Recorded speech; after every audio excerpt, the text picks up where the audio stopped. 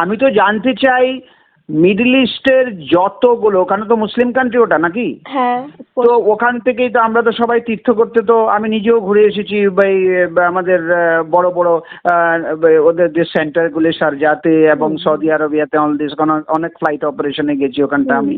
তো আমি জানতে চাই ওই Sharjah airport, Dubai airport, Mecca Medina airport, এরপর তোমার আবুধাবি এয়ারপোর্ট, তারপর দোহা এয়ারপোর্ট, ওই সমস্ত মুসলিম ধর্ম অবলম্বী প্র্যাকটিস করার যে কান্ট্রির যে এয়ারপোর্ট, রানওয়ের অ্যাপ্রোচ, ল্যান্ডিং এবং রানওয়ে বিগিনিং শুরুতে কোনো মসজিদ আছে কি? এয়ারপোর্ট রানওয়ের ভেতরে এইভাবে যদি 200 metre from the runway threshold point, যেটা বিগিনিং অফ দ্য রানওয়ে হয়, সেখানে যদি হিউম্যান মুভমেন্ট অ্যাক্টিভিটি আমি রেখে দিই, তাহলে তো সিকিউরিটি সেফটি প্রোটোকলের কোনো প্রয়োজন নেই। আর প্যাসেঞ্জাররা আর pilot, cabin crew, other staff, engineers, ground staff, ওরা তাহলে এত সেফটি সিকিউরিটি প্রোটোকল কেন ফলো করছে? ওদের তো প্রয়োজন নেই। পার ঘন্টায় আমি অন্তত 15টা ডিপার্চার অ্যারাইভেল করাতে পারছি না। তাহলে সারাদিন যদি অপারেশন চলে 24 আওয়ার্স অপারেশন, মানে at least 100 departure and landing everyday affected হয় বিকজ অফ এই মসজিদটার জন্য রানওয়েটাকে আমি লম্বা করতে পারছি না বলে। আমার যদি ভিআইপি লোকরা যারা টাইম কনস্ট্রেইন থাকে তাদের চলাফেরার জন্য, বিজনেসম্যান হোক, ফরেন ডেলিগেশনস হোক, বা কোনো আইটি প্রফেশনালস হোক, ফরেন ল্যান্ড থেকে আসে, সে যদি দেখে যে দিল্লিতে টেক অফ ল্যান্ডিং ফটাফট হয়ে যাচ্ছে, বম্বে ফটাফট হয়ে যাচ্ছে, গ্রাউন্ড টাইম নষ্ট কমে, কলকাতায় আসলে হোল্ডিং এ দাঁড়িয়ে থাকতে হয়, প্লেন আর টেক অফ করে না, তো এইগুলোতে তো যারা ইন্ডাস্ট্রিয়ালিস্ট তাদেরও তো মনে হয় যে আরে ওখানে টাইম কনজিউমিং সিটি আছে ওটা। তো আমার তো এন্ট্রি এক্সিট পয়েন্ট হচ্ছে নেতাজি সুভাষচন্দ্র বোস ইন্টারন্যাশনাল এয়ারপোর্ট। ওখানেই তো ব্যাড ইমপ্রেশন ক্রিয়েট হয়ে যাচ্ছে। 24,000 25,000 ঘোড়া দৌড়ালে যে এনার্জিটা তৈরি হবে, সেই এনার্জির দুটো ইঞ্জিন, তার নয়েজ লেভেল ল্যান্ডিং এর সময় মোটামুটি 70-80 ডেসিবেল থাকে, টেক অফের সময় 120 ডেসিবেল ফুল থ্রাস্টে হয়। এইরকম একটা হাই অ্যাম্বিয়েন্স নয়েজের মধ্যে মেডিটেশন হয় বা প্রেয়ার হয়? আমার কত কেবিন ক্রু আছে, কত পাইলট মানে মুসলিম ধর্মাবলম্বী আছে, কোনো পাইলট কি বলবে যে না না আমি তো যেহেতু আমার মসজিদ আছে অতএব আমি রানওয়েতে ল্যান্ডিংও করবো না, মসজিদ থাকতে হবে? এটা কি কোনো পাইলট, মুসলিম পাইলট বলছে? না, কখনোই বলবেন বা না। কোনো মুসলিম পাইলট কি বলছে আমি সেফটি মানি না, এয়ারপোর্ট অথরিটি আবার সেফটি কম্প্রোমাইজ করে আমি করব? বা কোনো মিডল ইস্টের এয়ারলাইন যারা আছে, যেমন সৌদি আরবিয়ান এয়ারলাইন হোক, এমিরেট এয়ারওয়েজ হোক, কাতার এয়ারওয়েজ হোক, ওই এয়ারলাইনে যারা মুসলিম ধর্মাবলম্বী পাইলটরা, ওরা কি বলছে যে আমাদের জন্য সেফটি ইম্পর্টেন্ট নয়, ইন্টারন্যাশনাল সিভিল এভিয়েশন রুল মানবো না, আমরা ইকাও ফরম্যাট, তারপর আয়াটা ফরম্যাট মানবো না, আমরা শুধু আগে ধর্ম তারপরে হচ্ছে সেফটি অফ এয়ারপোর্ট, এটা কি বলছে ওরা? আমাদের সঙ্গে রয়েছেন অত্যন্ত প্রখ্যাত এবং একই সঙ্গে বিশ্লেষক ক্যাপ্টেন বি পার্থসারথী। স্যার, অনেক অনেক স্বাগত আপনাকে ক্যাম্পেন কলিং এ। স্যার, আপনি অনেক দূরে রয়েছেন, তার জন্য সরাসরি আপনার সঙ্গে মুখোমুখি কথা হলো না, কিন্তু ফোনে অত্যন্ত গুরুত্বপূর্ণ একটি যেহেতু এই ঘটনা, তার জন্য ফোনে আপনাকে একটু জানার চেষ্টা করব যে এই বিষয় নিয়ে আপনার কি অভিমত। স্যার, এই যে কলকাতা বিমানবন্দরের ভিতরে মসজিদ, সেখানে নামাজ আদায় আপাতত বন্ধ রাখতে বলা হয়েছে। আগামী সোমবার পর্যন্ত, অর্থাৎ আজ পর্যন্ত মসজিদে ঢুকতে পারবেন না কেউ। কারণ হিসাবে বলা হয়েছে যে রাস্তা দিয়ে দ্বিতীয় রানওয়ের কাছে এই মসজিদে যেতে হয়, সেই রাস্তার হাল বর্ষায় খুব খারাপ হয়, তা সরিয়ে ফেলা হবে। আপাতত প্রবেশ নিষেধ। তবে স্যার, দীর্ঘদিন ধরে আপনি এই গোটা ঘটনার সাক্ষী থেকেছেন, এটা যাত্রী নিরাপত্তার জন্য কতটা গুরুত্বপূর্ণ বলে মনে হয় আপনার? যে যাত্রী নিরাপত্তা কোথায় ছিল, যে কারণ এইরকম রানওয়ের মাঝখানে মসজিদ, সেখানে সব থেকে বড় প্রশ্নটাই উঠে আসে নিরাপত্তার ক্ষেত্রে। কি বলবেন sir? Good afternoon campaign calling এর সমস্ত দর্শকদের, অ্যান্ড তোমাকেও দীপান্বিতা। আমি রিমোট ডিস্টেন্স থেকে বলছি, তাই ভিজুয়ালি আসতে পারলাম না এই মুহূর্তে। But subject is very intense and very much important and serious in nature. কারণ আমি দেখো দীর্ঘ 20 বছর ধরে তো ফ্লাইট অপারেশন করেছি কলকাতা এয়ারপোর্ট থেকে। তো এটা একটা সিগনিফিক্যান্ট বিষয় হচ্ছে মানে এয়ারপোর্টে দুটো রানওয়ে, অন্যান্য স্টেটে ক্যাপিটালি মোরলেস 2-3টে করে এয়ারপোর্ট আছে, বিশেষ করে মেট্রো সিটিস গুলোতে আর কি। সো এখানটায় যে স্পেসিফিক্যালি আমাদের এত বড় শহর, প্রায় রাজ্যটা প্রায় 10 কোটির উপরে লোক সংখ্যা, কলকাতায়ও গুড অ্যামাউন্ট অফ লোক। তো এখানে ওয়ান অ্যান্ড অনলি হার্টলাইন airport, Netaji Subhashchandra Bose international airport. এখানে দুটো রানওয়ে, প্যারালাল রানওয়ের মধ্যে অ্যাক্টিভ সবসময় থাকে, সেটা হচ্ছে রানওয়ে 19 লেফট আর রানওয়ে 01 রাইট। দুটো ডাইরেকশনে মানে শীতকাল আর গরমকালে উইন্ড কন্ডিশনের উপরে ইউজ করা হয়। তো সাউথ অ্যান্ড নর্থ ডাইরেকশনস। তো এই সেম প্যারালাল রানওয়ে রাখা হয়েছিল। এডিশনাল ট্রাফিক বেশি হলে, মানে এয়ার ট্রাফিকের কন্ডিশন বেশি হলে, এডিশনাল ল্যান্ডিং টেক অফ করতে হলে, তো প্যারালাল রানওয়ে অপশন হচ্ছে runway 1 right and runway 01 left. এই স্পেসিফিকলি প্রেয়ার সেন্টারটা এক্স্যাক্টলি যদি ল্যান্ডিং এর সময় আসা হয় সেই গৌরীপুর বা সেই নিউ ব্যারাকপুর সাইড থেকে টুয়ার্ডস সাউথ ডাইরেকশন, যেটা রানওয়ে 1 রাইট, সেটা হলে দেখা যায় এই স্পেসিফিক যে প্রেয়ার সেন্টারটা এটা just 200 meters before touchdown, I mean threshold বলে, runway threshold, 200 meters before threshold এই মুহূর্তে আর কি। আর রানওয়ে 1 লেফট যেটা আছে সেটা কিন্তু একই পজিশনে, একই অ্যালাইনমেন্ট, অথচ আরো ওই ডাইরেকশন অফ সাউথে আরো 1500 মিটার এক্সট্রা আছে আর কি, রাফলি অ্যারাউন্ড। তো সেইটা এই রানওয়েটাতে শর্ট হয়ে যাচ্ছে। কেন শর্ট হয়ে যাচ্ছে? বিকজ অফ এই প্রেয়ার সেন্টারটার জন্য। কারণ কি, একটা সেফটি মিনিমাম ক্লিয়ারেন্স অ্যাপ্রোচ লাগে, যেই ক্লিয়ারেন্স অ্যাঙ্গেলটা মেনটেন করে পাইলট তার প্লেন নিয়ে এসে ল্যান্ড করবে রানওয়েতে। তার নিচে অবস্টাকেল বলে, সেই অবস্টাকেল ক্লিয়ারেন্স একটা থাকতে হয়। এইটা মানে দেখা যায় মানে পুরো ওয়ার্ল্ডেরই ট্রেন্ডে কোথাওই এয়ারপোর্টের ভেতরে ক্লোজ প্রক্সিমিটি অফ রানওয়েতে এইরকম কোনো বিল্ডিং কনস্ট্রাকশন যেখানে হিউম্যান অ্যাক্টিভিটি আছে, মানে এটা প্রেয়ার সেন্টার মানে কি লোকজন আসা যাওয়া করে, এইরকম কোথাও নজির নেই। কোথাও যদি কোনো ধরনের কোনো কনস্ট্রাকশন, পুরনো কনস্ট্রাকশন, কোনো একটা মানে কোনো একটা বলা যেতে পারে ওই বিভিন্ন রকমের কবর এইসবটাও থাকে, graveyard and all this, but human অ্যাক্টিভিটিটা থাকে না এট অল। তাহলে এই শর্ট রানওয়ের ল্যান্ডিং এর আগে সেখানে যদি হিউম্যান অ্যাক্টিভিটি থাকে, সেখানে যদি আমার যেমন ধরো এয়ারপোর্টে যখন প্যাসেঞ্জার জার্নি করে সেম ক্যালকাটা এয়ারপোর্টে, তখন 3 লেয়ার সিকিউরিটি ক্রস করতে হয় প্যাসেঞ্জারকে। ইভেন আমাদেরকেও ককপিট ক্রু মানে পাইলট, কেবিন ক্রু, যারা বাকি স্টাফ আছে তাদেরকে এয়ারপোর্ট অথরিটি অফ ইন্ডিয়া এবং bureau of civil aviation security airport entry pass বলে, এইপি পাস বলে একটা পাস ইস্যু করে। সেই পাস পাওয়ার জন্য তোমাকে পুলিশ ভেরিফিকেশন করে বিভিন্ন মানে আইবি ডিপার্টমেন্ট, পুলিশ ডিপার্টমেন্টের থ্রু মিনিস্ট্রি অফ সিভিল এভিয়েশনের আন্ডারে bureau of civil aviation security করে ওটা। ওর আন্ডারে তোমার ক্লিয়ারেন্স হওয়ার পরে, লোকাল এরিয়া ক্লিয়ারেন্স করার পর, তারপরে এই রিপোর্ট গিয়ে পৌঁছায় সিভিল এভিয়েশন সিকিউরিটি ডিপার্টমেন্টে। সেখান থেকে তোমার এয়ারপোর্ট এন্ট্রি পাস ইস্যু হয়। তো যেখানে এটাকে এয়ারপোর্টে এন্ট্রি সাইডের ভেতর সাইডটাকে এয়ার সাইড বলে নর্মালি, যেখানে এয়ার সাইডে এন্ট্রি করতে হলে স্টাফ বা এমপ্লয়ি বা প্যাসেঞ্জারদের ভ্যালিড টিকিট থাকতে হয়।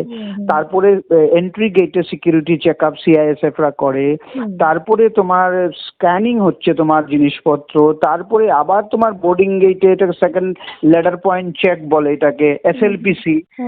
তো এই সমস্ত মাল্টি লেভেলে একটা প্যাসেঞ্জার, একটা ক্রুদেরকে সিকিউরিটি ক্লিয়ার করে একটা সিভিলিয়েশন স্ট্যান্ডার্ড সিকিউরিটি মেনটেন করে এয়ারপ্লেনে বসতে হয়। বিকজ অফ আমাদের প্রচুর হিস্ট্রি আছে, হাইজ্যাকের হিস্ট্রি আছে, হ্যাঁ, সাবোটাজের হিস্ট্রি আছে, মিসাইল অ্যান্ড বম্বিং এর হিস্ট্রি আছে, মানে অ্যারাউন্ড এশিয়ায় যদি দেখা যায় আর কি, হ্যাঁ, বিশেষ করে মিডল ইস্ট এশিয়ার প্রচুর এরকম মানে এয়ারপোর্টে, মানে লেটেস্ট যদি ইরান ইসরায়েল এন্ড ইউএস এর এটা দেখো, মানে এখানে দেখবে দুবাইতে ইরান থেকে ড্রোন চলে আসছে দুবাই এয়ারপোর্টে বম্ব করার জন্য। তো সেখানে যদি আমি এয়ারপোর্ট রানওয়ের ভেতরে এইভাবে যদি 200 metre from the runway threshold point, যেটা বিগিনিং অফ দ্য রানওয়ে হয়, সেখানে যদি হিউম্যান মুভমেন্ট অ্যাক্টিভিটি আমি রেখে দিই, তাহলে তো সিকিউরিটি সেফটি প্রোটোকলের কোনো প্রয়োজন নেই। আর প্যাসেঞ্জাররা আর pilot, cabin crew, other staff, engineers, ground staff, ওরা তাহলে এত সেফটি সিকিউরিটি প্রোটোকল কেন ফলো করছে? ওদের তো প্রয়োজন নেই। একটা এয়ারপোর্টে প্রিমাইসে অ্যাজ এ প্যাসেঞ্জার ঢুকতে হলে তার ভ্যালিড টিকিট, তার আধার, তার আদার ডিটেলস, কোথায় যাবে, কন্ট্যাক্ট নাম্বার, সমস্ত কিছু।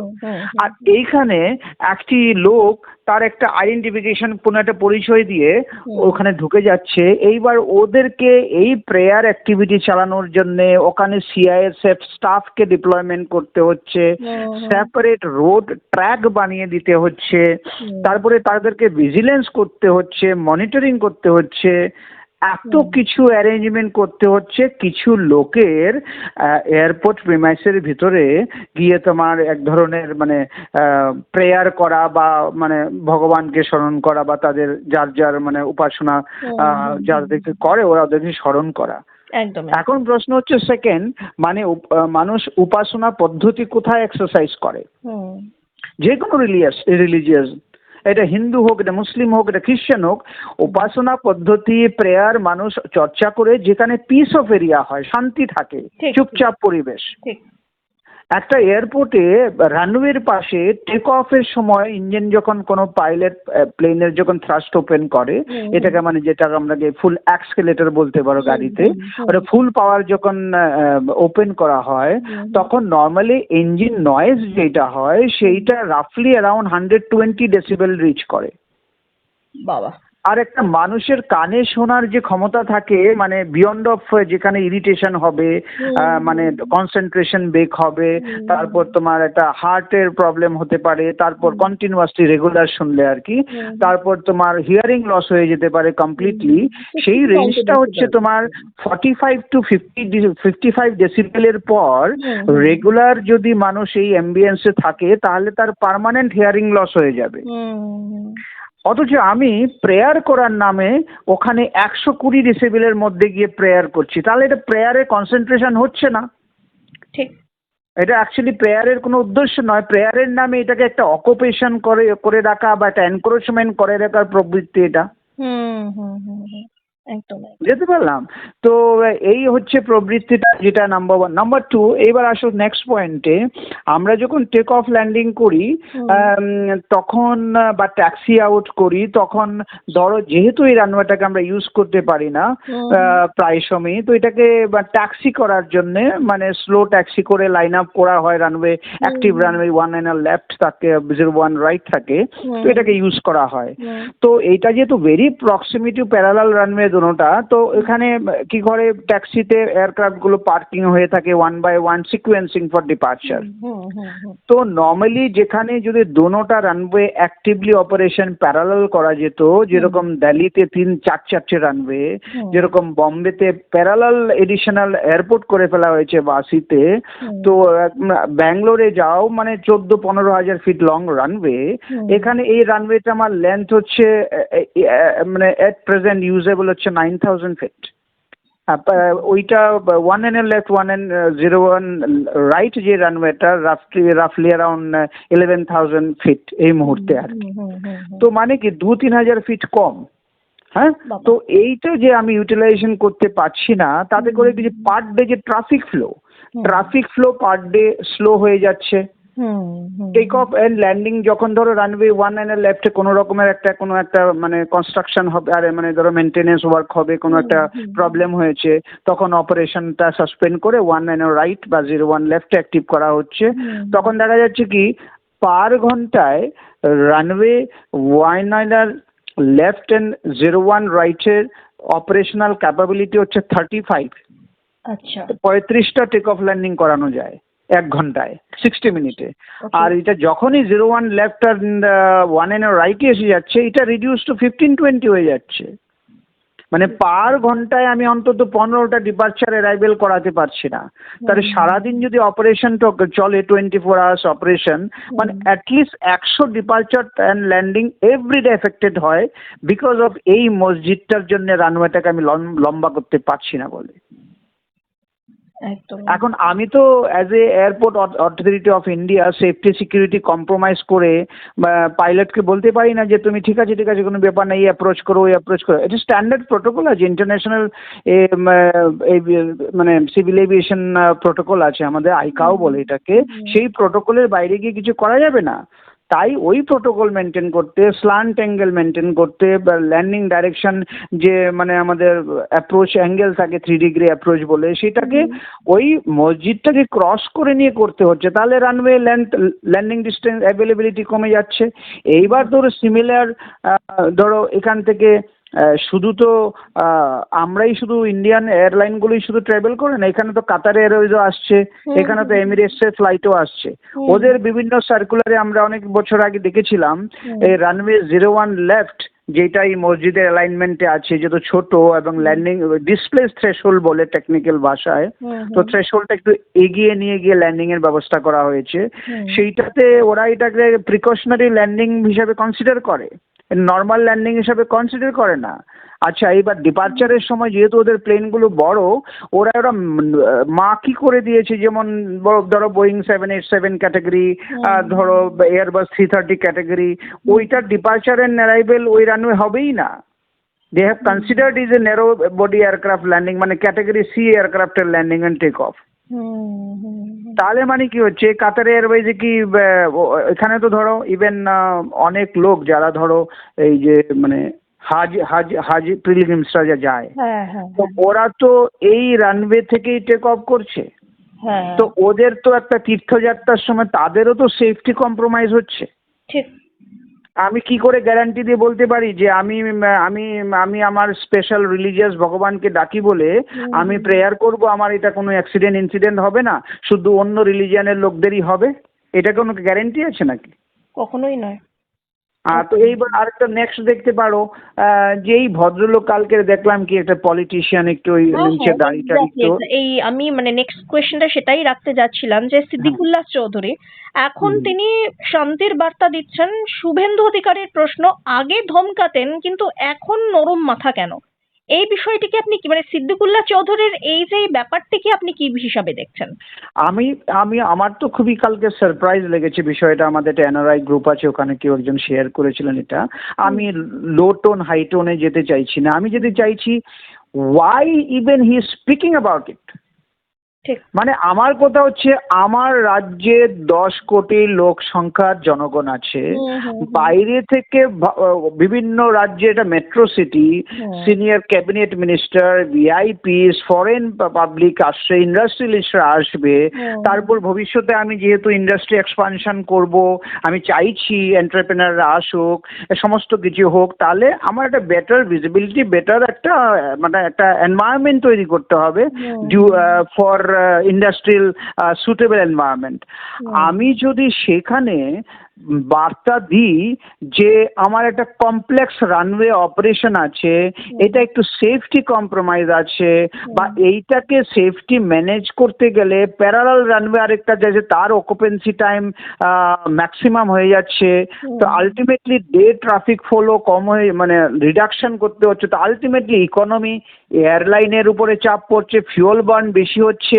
তারপর ওখানটায় যেহেতু প্লেনগুলো লাইনে দাঁড়িয়ে থাকতে হয়, সেখানে তাই গ্রাউন্ড টাইমটা বেড়ে গেলে ফিউল কনজাম্পশন বাড়ে, ফিউল কনজাম্পশন বাড়লে এটা আলটিমেটলি এয়ারলাইন তো সমাজসেবা করছে না।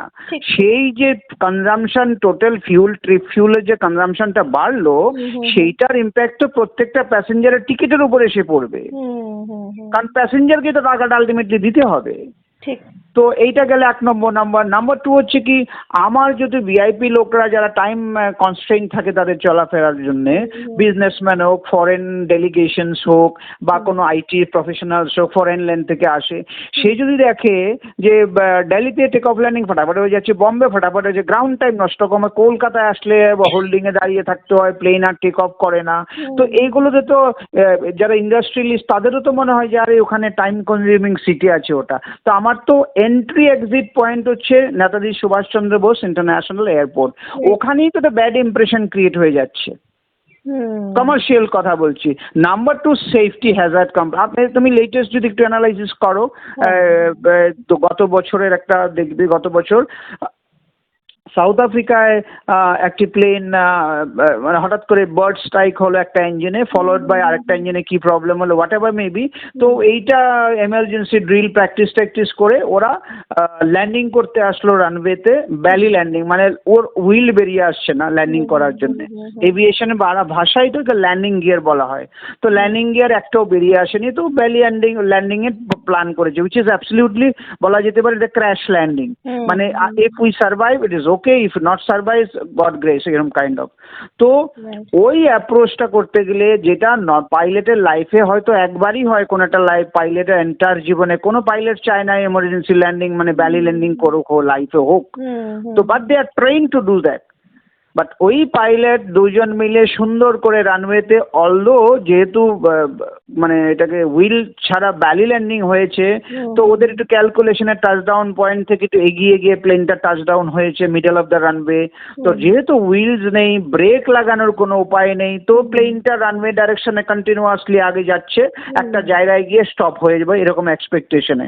তো ওখানে রানওয়েতে কি ছিল, ঠিক এরকমই, রানওয়েটা শেষ হলো, তারপর এটাকে বলা হয় runway end safety area, RESA বলা হয় আর কি। রেসাটা শেষ হতেই ওখানে ওরা একটা ইনস্ট্রুমেন্ট ল্যান্ডিং সিস্টেমের জন্য এটার যে ইউনিটটা, এটা জাস্ট এই মসজিদটা যেভাবে আছে রানওয়ে অ্যালাইনমেন্টে ঠিক ওরকম জায়গায় বসানো ছিল। তো প্লেনটা 187 জন 183 প্যাসেঞ্জার নিয়ে সিধা গিয়ে ওখানে হিট করলো, অথচ সাকসেসফুল ল্যান্ডিং করলো রানওয়েতে হুইল ছাড়া। ভাবো, কোনো স্প্লিন্ট হলো না, ফায়ার হলো না, আগুন লাগলো না, কোনো স্মোক বেরোনি, কিছু হয়নি, সাকসেসফুল টাচডাউন করেও তারপরে একটি লোক শুধু বাঁচলো, বাকি 182 মারা গেল, কারণ এন্টায়ার প্লেনটা গিয়ে ওই বাউন্ডারিতে হিট করলো, বার্স্ট ইনটু ফ্লেম, হয়ে একদম বমের মধ্যে ফুটে একদম মানে টোটাল ডেস্ট্রয় হয়ে গেল। Pilot on board, cabin crew on board, all 181 passengers, total casualties হলো, ওটাতে বিশাল আগুন লেগে গেল। তো সেম পজিশন। তাহলে আমার যদি রানওয়েতে ল্যান্ডিং এইরকম হলো, তো সেম ল্যান্ডিং যদি আমি ইভেন টেক অফের সময় যদি কেউ হঠাৎ করে ইঞ্জিন ফেল হলো, যেরকম তোমার ওই এয়ার ইন্ডিয়া 17 আহমেদাবাদে হলো গতবার, তো সে টেক অফের সময় ইঞ্জিন ফেল হলো, এটা যদি আমি দেখা যায় যে রানওয়েতে আমি ইঞ্জিন ফেল হয়েছে, এটা স্টপ করতে চাইছি, তো স্টপ করার জন্য আমি পাওয়ার চপ করে দিলাম, ব্রেক লাগালাম, বাট প্লেনটা এডিকুয়েট রানওয়ের মধ্যে থামলো না কোনো একটা কারণে, টায়ার বাস্টাস্ট হয়ে, তারপরে তো আমার এই রানওয়ে এন্ড সেফটি এরিয়াটা বেশি থাকলে তো এটা স্টপ হয়ে যেতে পারতো না, কিছু সেমি ড্যামেজ হবে প্লেন টেনে, বাট ক্যাজুয়ালিটিজ বা লোকজন তো এইভাবে মারা যাবে না, বাট এইটার জন্য তো সিধা face to head on collision হবে না। একদম একদম একদম। তাই র্যান্ডামলি এভাবে ক্র্যাশ হচ্ছে, তাহলে এই ধরনের লোকরা কোনো টেকনিক্যাল নলেজ ছাড়া তার রিলিজিয়াস সেন্টিমেন্টকে সুশ্রুতি দেওয়ার জন্যে কোনো জ্ঞান না রেখে, তার কোনো দায়িত্ববোধ না রেখে, আমি ভালো করে সার্চ করে দেখছিলাম লোকটা ওই আগে প্রিভিয়াস গভর্নমেন্টে ক্যাবিনেট মিনিস্টার কিছু একটা ছিল, মানে সে কোনো একটা মানে আমাদের কি বলে কনস্টিটিউশনকে হাতে নিয়ে ওথ করে এইসব তার এমএলএ শিপ বা তার মন্ত্রিত্ব এইসব চালিয়ে গেছে। তার কি মিনিমাম কনস্টিটিউশনাল রেসপন্সিবিলিটি দেশের জনগণের প্রতি নেই? ঠিক ঠিক ঠিক। ধর্মটাই কি মানে একটা, আর ধর্মও কি চর্চা হচ্ছে, যেখানে 120 ডেসিবেল মানে অডিও লেভেল হচ্ছে, সেইটাতে কিসের ধর্ম চর্চা করবে তুমি? কি বোঝাতে চাইছে লোকজনকে ওরা? একদম একদম একদম। আমি না মুখ্যমন্ত্রীর হয়ে বলছি, না মুখ্যমন্ত্রী এগেনস্টে বলছি, না ওনার হয়ে না ওনার এগেনস্ট, আমি জাস্ট বলতে চাইছি টেকনোলজিকে অস্বীকার করে এরকম একটা আর মানে উগ্র এক ধরনের অন্ধ প্রকৃতির একটা ধর্মচর্চার প্রবৃত্তি সবখানে তুলে দেওয়া, আর সব কিছুতে আমরা ডিপ্রাইভ হয়ে গেলাম। কে এই সেফটি সিকিউরিটি দেবে এইসব কন্টিনিউয়াসলি যদি ক্যাজুয়ালিটিস হতে থাকে? এক্স্যাক্টলি স্যার আপনার মতে তাহলে ধর্মীয় অধিকার আর নিরাপত্তা এর দুটো যদি ক্ল্যাশ করে তাহলে অগ্রাধিকার কার থাকা উচিত? আমি তো জানতে চাই মিডল ইস্টের যতগুলো, ওখানে তো মুসলিম কান্ট্রি ওটা নাকি, হ্যাঁ, তো ওখান থেকেই তো আমরা তো সবাই তীর্থ করতে, তো আমি নিজেও ঘুরে এসেছি বা আমাদের বড় বড় ওদের যে সেন্টারগুলি শারজাতে এবং সৌদি আরবিয়াতে অনেক ফ্লাইট অপারেশনে গেছি ওখানটা আমি। তো আমি জানতে চাই ওই Sharjah airport, Dubai airport, Mecca Medina airport, এরপর তোমার আবুধাবি এয়ারপোর্ট, তারপর দোহা এয়ারপোর্ট, ওই সমস্ত মুসলিম ধর্ম অবলম্বী প্র্যাকটিস করার যে কান্ট্রির যে এয়ারপোর্ট, রানওয়ের অ্যাপ্রোচ, ল্যান্ডিং এবং রানওয়ে বিগিনিং শুরুতে কোনো মসজিদ আছে কি? না। ওরা কি ওখানে রিলিজিয়াস প্র্যাকটিসটা ওখানকার কান্ট্রিগুলো অ্যালাউ করছে যে হ্যাঁ আমরা তো ধর্মভীরু, আমরা উই ডোন্ট কেয়ার, আমরা অল আরবিক্স, আমরা এখানেই প্রেয়ার করব? এখন এখন যদি কেউ বলে যে না আমরা এদের 60 বছরের প্রেয়ার সেন্টার, আমি তো অবাক হয়ে যাই। প্রেয়ার সেন্টার কোথায় হতে হবে? পিসফুল জায়গায়, যাতে আমি ভগবান আর আমি মনে হয় কানেক্ট হতে পারছি, শান্তি মতে বসে ওখানে প্রেয়ার করব। আমি কি আমার মাথার উপর দিয়ে দুটো মানে বলা যেতে পারে 24K 26K মানে 24,000 মানে মানে 24,000 হর্স পাওয়ার বলা যেতে পারে, এটাকে থ্রাস্ট পাওয়ার, মানে 24,000 25,000 ঘোড়া দৌড়ালে যে এনার্জিটা তৈরি হবে, সেই এনার্জির দুটো ইঞ্জিন, তার নয়েজ লেভেল ল্যান্ডিং এর সময় মোটামুটি 70-80 ডেসিবেল থাকে, টেক অফের সময় 120 ডেসিবেল ফুল থ্রাস্টে হয়। এইরকম একটা হাই অ্যাম্বিয়েন্স নয়েজের মধ্যে মেডিটেশন হয় বা প্রেয়ার হয়? এগুলো তো কিছু নয়, এখানে হচ্ছে এনক্রোচমেন্ট আর কি, যেটা হচ্ছে রিলিজিয়াস এনক্রোচমেন্ট। তোমাকে আমি বলতে পারি যে ধর্মীয় উস্কানি সুশ্রু দিয়ে একটা গায়ের জোরামি করে আমি আমার মানে দখলদারিটাকে দেখাবো। ধর্মচর্চার প্রয়োজন নেই। আর তার জন্য আমি বিভিন্ন জায়গায় বসে প্রাক্তন মন্ত্রী, এমএলএ বা হোয়াট এভার আমি করে থাকি না কেন, তার একটা আধিপত্য বিস্তার রাখার জন্যে আমি একটা সুশ্রুতি দিয়ে থাকবো, বাট আমি ওখানে যাব না রেগুলার প্রেয়ার করতে। ঠিক। আমি ওই লোকাল লোককে উস্কে দেবো, দিয়ে তুমি অশান্তি করে সরকারের সঙ্গে একটা টাসেলে চলে যাও। আর এই করে আসল উদ্দেশ্য হচ্ছে সরকার যেই গতিতে বিভিন্ন ডেভেলপমেন্ট প্রজেক্ট বা ইন্ডাস্ট্রি আনতে যায়, তার ইন্ডাস্ট্রি বান্ধব পরিবেশটাকে ডিলে করে দাও, স্লো করে দাও। একদম একদম। এগুলো হচ্ছে ওই স্ট্র্যাটেজি আমি মনে করি আর কি। কারণ সাধারণ লোক সারা জীবন, আমার তো প্রচুর বন্ধু বান্ধব মানে সব ধরনের কমিউনিটিরই আছে, ওদের তো এরকম কমপ্লেক্স মেন্টালিটি নেই। আমি তো কোনোদিন আমার প্রচুর ক্লোজ ফ্রেন্ড আছে মানে কলকাতায়, যারা মানে by religion Muslims, very very good friend of mind, মানে খুবই ক্লোজ। আমার বাড়িতে আমার পুজো অনুষ্ঠানে আসে, আমি তাদের অনুষ্ঠানে যাই। কই একবারও তো আমাকে বললো না আরে ক্যাপ্টেন তোমার এখানটায় কি একটা মসজিদ তুলে দিচ্ছ। I never seen this kind of silly discussion. আমার কত কেবিন ক্রু আছে, কত পাইলট মানে মুসলিম ধর্মাবলম্বী আছে, কোনো পাইলট কি বলবে যে না না আমি তো যেহেতু আমার মসজিদ আছে অতএব আমি রানওয়েতে ল্যান্ডিংও করবো না, মসজিদ থাকতে হবে? এটা কি কোনো পাইলট, মুসলিম পাইলট বলছে? না, কখনোই বলবেন বা না। কোনো মুসলিম পাইলট কি বলছে আমি সেফটি মানি না, এয়ারপোর্ট অথরিটি আবার সেফটি কম্প্রোমাইজ করে আমি করব? বা কোনো মিডল ইস্টের এয়ারলাইন যারা আছে, যেমন সৌদি আরবিয়ান এয়ারলাইন হোক, এমিরেট এয়ারওয়েজ হোক, কাতার এয়ারওয়েজ হোক, ওই এয়ারলাইনে যারা মুসলিম ধর্মাবলম্বী পাইলটরা, ওরা কি বলছে যে আমাদের জন্য সেফটি ইম্পর্টেন্ট নয়, ইন্টারন্যাশনাল সিভিল এভিয়েশন রুল মানবো না, আমরা ইকাও ফরম্যাট তারপর আয়াটা ফরম্যাট মানবো না, আমরা শুধু আগে ধর্ম তারপরে হচ্ছে সেফটি অফ এয়ারপোর্ট, এটা কি বলছে ওরা?